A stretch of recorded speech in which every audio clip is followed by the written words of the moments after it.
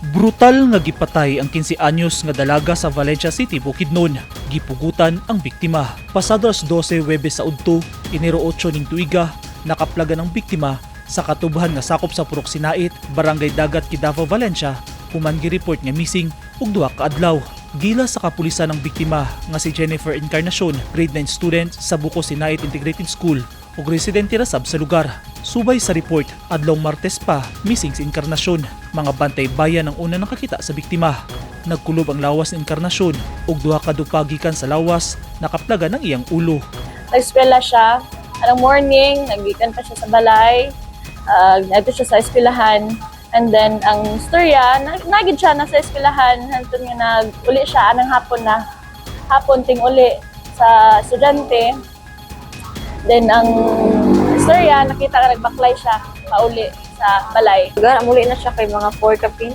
Kuha na mo kay Sagara, gabi, muli man na siya. Gikundina sa lokal ng gobyerno sa Valencia City ang brutal nga pagpatay kang Encarnacion.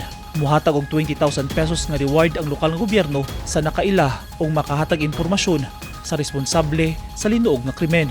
Ang first bid nga gi-offer sa tuang city government was 100,000.